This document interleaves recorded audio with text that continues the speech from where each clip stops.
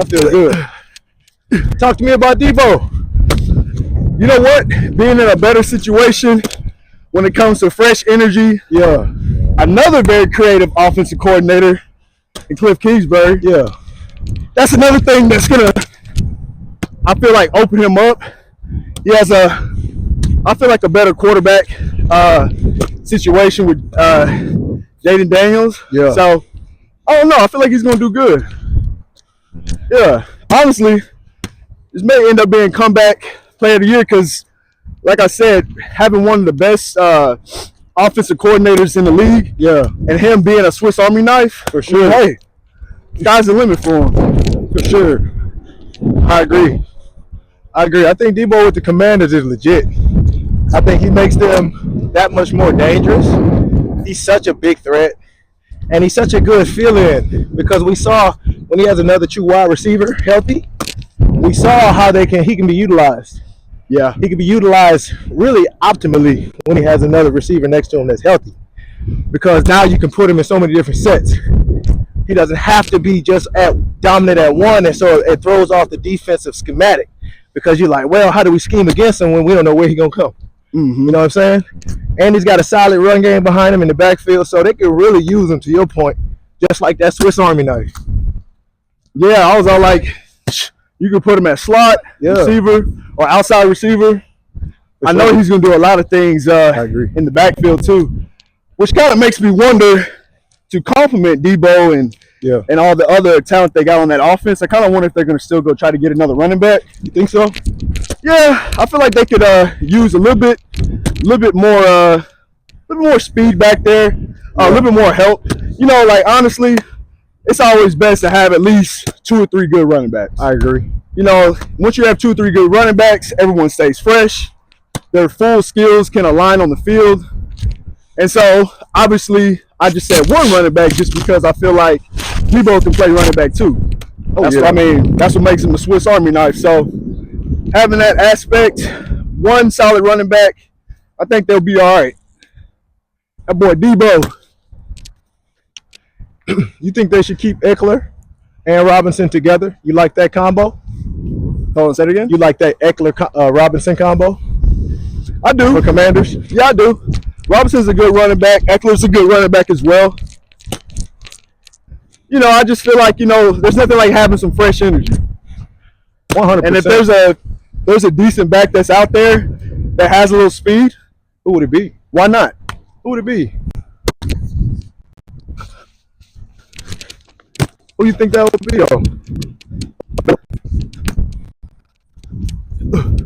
That's the tough part. Probably got to get something out the draft.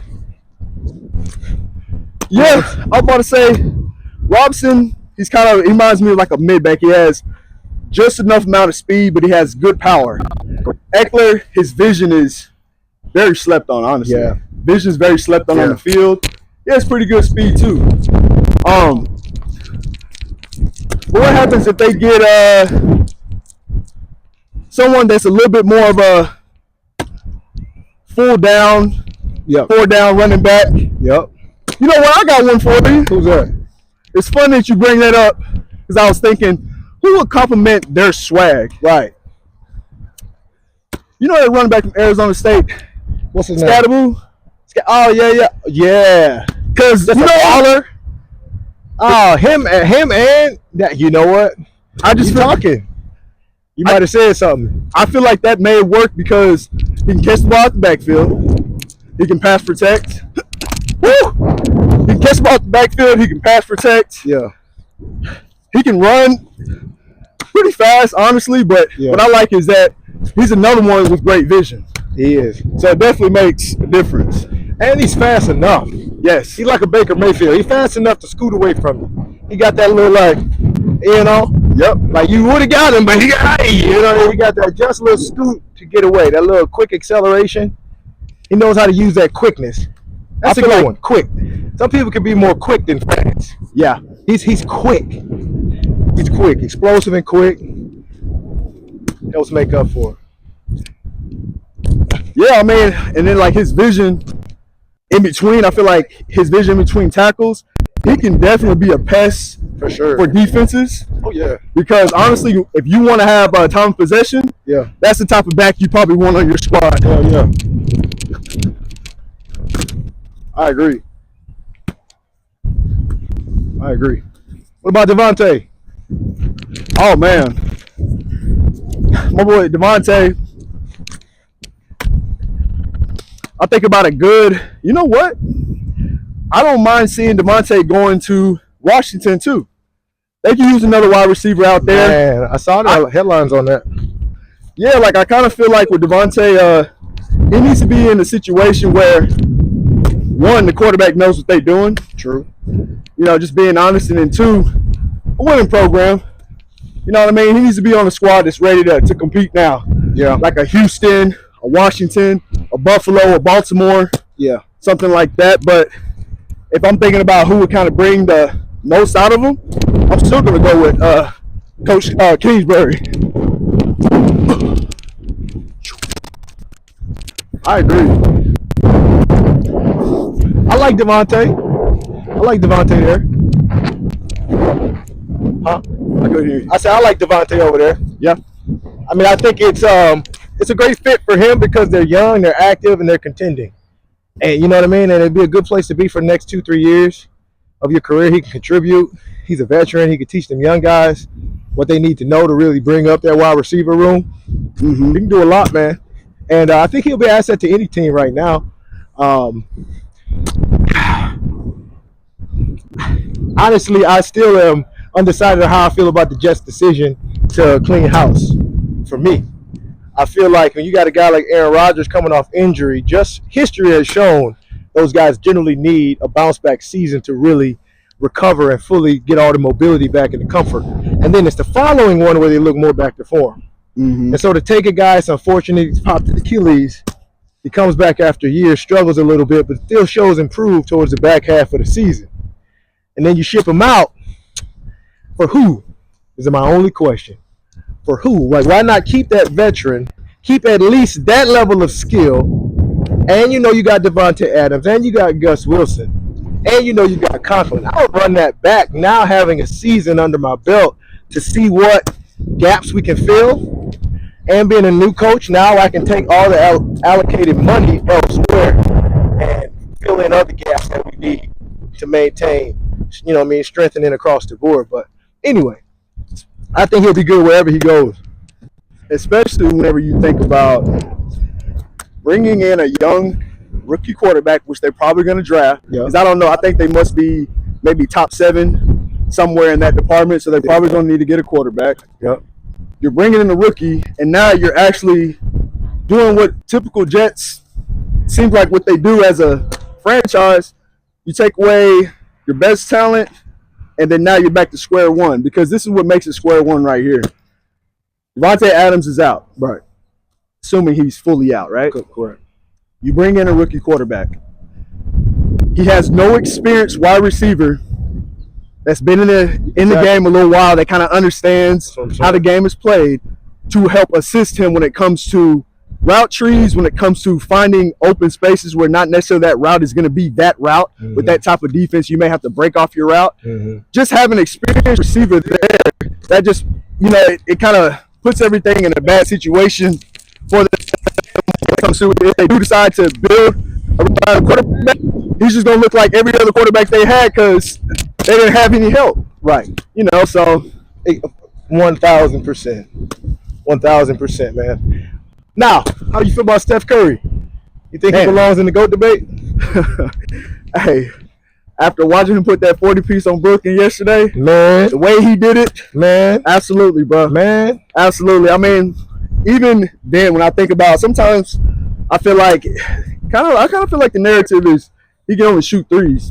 Here's what's dangerous about a person like Steph Curry. You don't really have to use his athleticism to be as great as he is. Come on now. On top of that, longevity. The longevity's there. So if his playing style is running around to create ways to get open, right, and you're a pure shooter, come on, man. Man, he may be playing the same amount of time as LeBron. And so with that alone, yeah, and already having 4 championships right now, yeah, hey, you got to go ahead and say yes, he's definitely in that debate. Man, you know, I agree with you, man. I agree. Because generally you only see guys last that long when they are shooters. You know what I mean? Or lighter guys, right? Generally the big slashers don't last and that durable because it's a lot on the limbs. That's why LeBron is so great. No, I totally think that Steph should be in the GOAT debate. Nah, I don't real. know what hierarchy yet, but he's impacted the game in a great way. So he deserves to be mentioned with the greats. And then we're talking about now, does he deserve to be with the greatest amongst the greats, the GOATs? And we look at how the dynamic of every GOAT did one thing distinguishably different than other players. They changed the game. Their imprint was left on the game after they left. They were a game changer. Steph is a game changer, and he's done it in a different way than we're used to, right? It's not done inside of a big body that we're used to. We're talking about the GOATs, right? But we have to understand the level of dominance that he's been able to do, and that might highlight a little bit even more credit we should give him for doing it at a different type of stature. You know what I mean? Unique. Yeah. I was like, now having Jimmy Butler right now, seeing how he feeds off of Steph's energy, he's bought into the system, the movement of everybody moving around whenever Steph does have the ball or when he doesn't, the floor spacing, all of that kind of stuff. I don't know. That's just making a big difference because you can really tell like how Steph is rubbing off of everybody naturally. Man. He's just natural with everything that he does.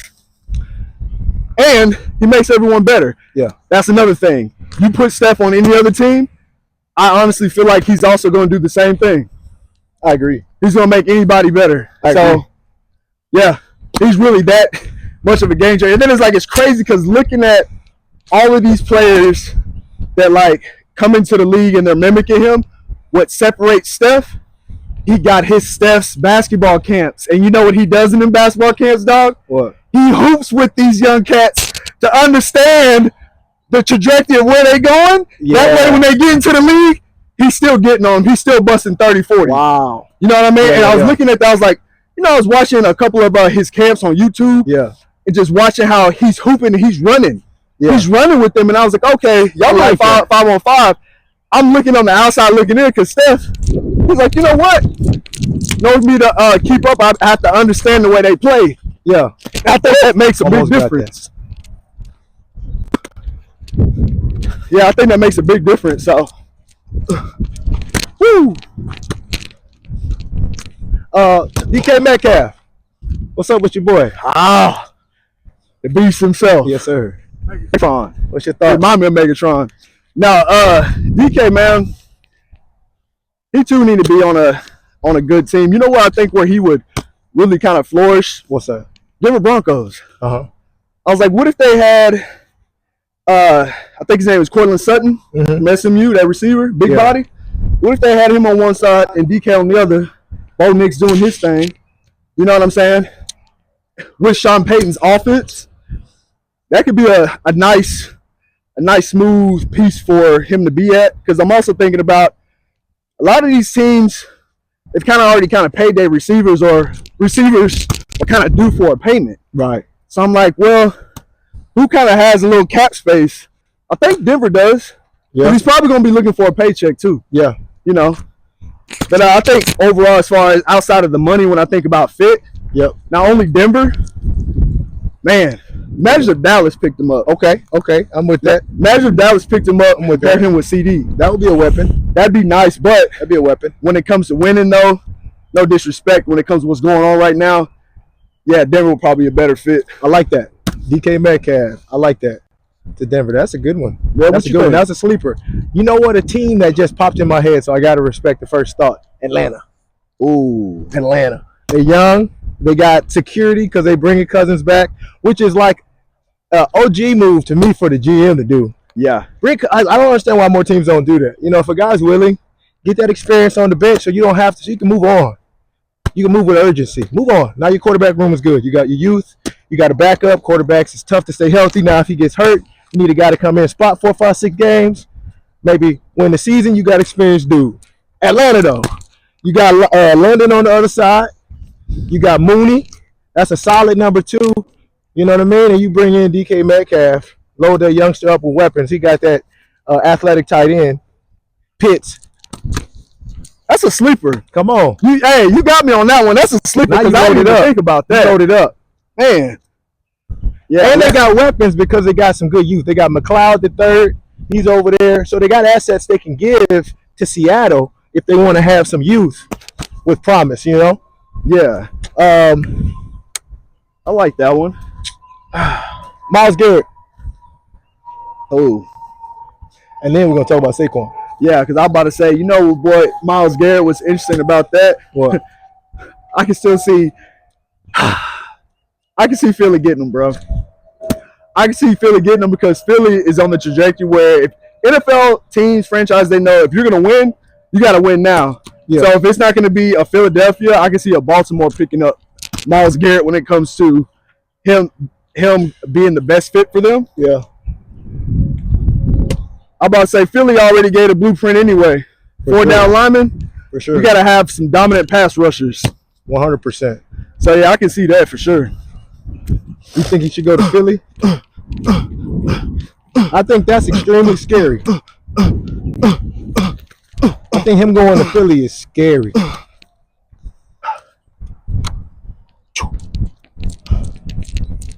I think that's scary. I like that. Yeah. Myles Garrett. Let me see. Yeah. First thing to come to mind for Myles Garrett for me, bruh, Yeah. I'm thinking Dallas. See, I'm not thinking DK for Dallas. I'm thinking Myles Garrett for Dallas. Yeah. I'm thinking about how to be elite, how to be scary. Yes. Myles Garrett to Philly is scary, Yeah. right? That's why I was like, oh. Saquon to Philly is scary, right? Myles Garrett to Dallas is scary because we saw, and I'll make this last point, we saw the recipe, right? Uh-huh. We understand that if you don't have, you have to be elite on one side of the ball. You have to.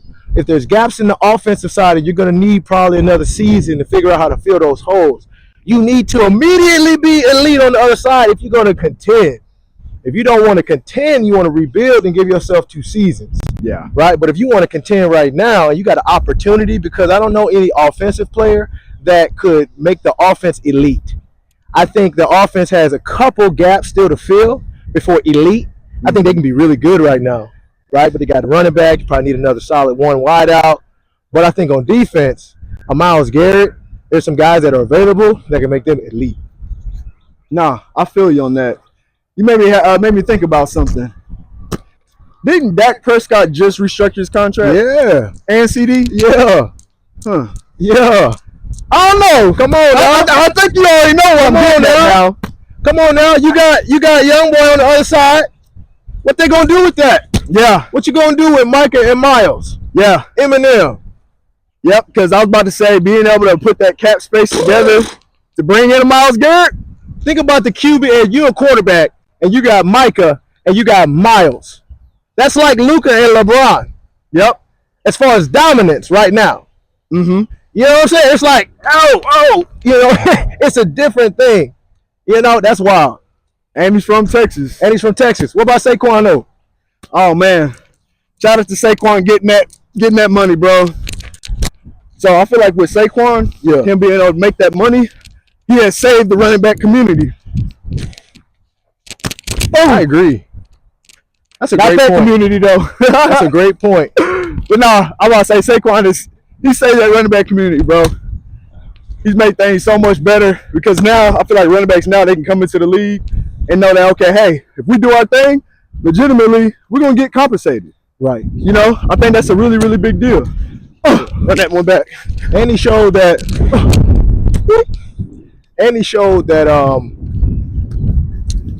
running backs can still dominate today's game. Mm-hmm. Which reinstills the value because you couldn't do nothing with Saquon. He was such a threat. And if you couple that with a strong passing attack and a mobile quarterback, it's almost virtually unstoppable. And you can highlight the dynamic abilities about your running back when you have those other factors available to take some of the attention away. Mm-hmm. So now it's mano a mano, best man win. You got the best man, you're going to win. But most of the time, it's not enough distraction. So it's not mano a mano, right? It's 1 against 3, 4, 5, 6, 7, right? And so you got all that on you, so you really can't even be because you're getting smothered.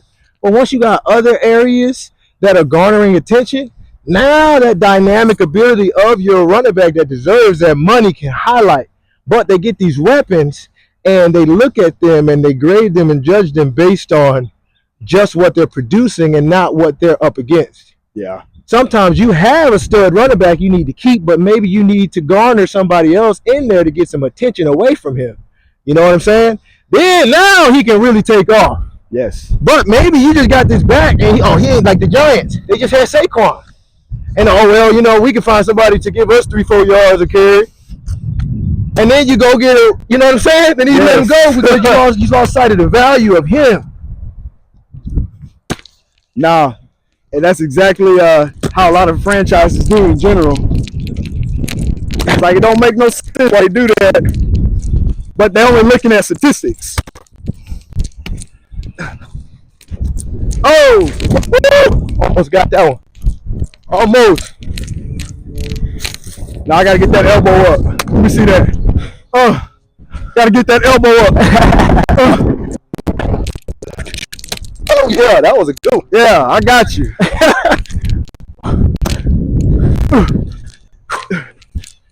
Oh, a little too much though. 2 months, I'm gonna get that.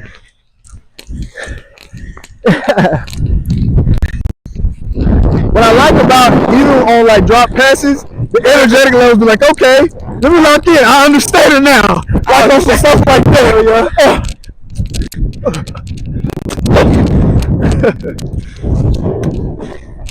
I like Bryce Young. Oh man, first off, shout out to Carolina actually giving him another chance. Man, come on. That's starters number one. I hope teams take notes. For real. So that way you don't damage these young quarterbacks that are coming in. They got all this potential, but you just continue to keep watering the grass for them. It. You know what I'm saying? I think next year he's gonna have a breakout season, probably like how C.J. Stroud had. Think so?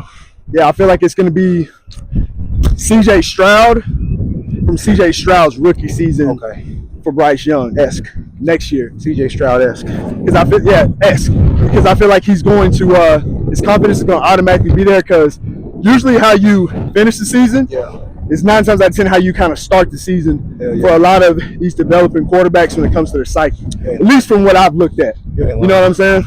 So I feel like now he's going to be ready to rock and roll. Even if he faces adversity early, it's the response time that I'm looking at. I'm not worried about him being perfect. His response time is going to be a lot more faster how he was at the end of the season this year, but going into the season, actually this year, not last year, but actually from this year. So him coming in this year, his confidence level is just going to be through the roof. That's just honestly what I feel. Now, when it comes to the draft, I got to see how they navigate in the draft. I think it wouldn't hurt to kind of protect them. Yeah. Get a good offensive lineman. Yeah. Great idea. And I hope they prioritize that. Yep. I hope they do. I don't really know what other pieces they need. I haven't spent a great deal of time studying the depth other than looking at the skill players. But, you have to protect it. If he's showing that he can do it, make it easier on him, right? So then you can bring out that elite ability. Jaden Daniels, make it a little easier on him, right? Get him a Debo. So yeah, I hope that they do get that. Get him some size, maybe a tight end. Yeah. Unless one of the youngsters they got, takes a step. Because that's another thing we sleep on, and which I think was highlighted more was development and teams that prioritize development. Yeah. But yeah, shit, man, we wrapped there. Yeah, for sure. I was thinking about what you just said though. Even so, outside the camera, Bryce Young having that security blanket as a tight end that can block and catch and can just be a security blanket every single time, like a Jason Witten or something like that. If he had something like that, or more athletic, old school style like a Jeremy Shockey, you need like one of them like tight ends from like a Stanford, a BYU, somebody that understands it. You know what I mean? But at the same time, they're a slept-on athlete. Hell yeah. I think that would be dope. Nah, for real.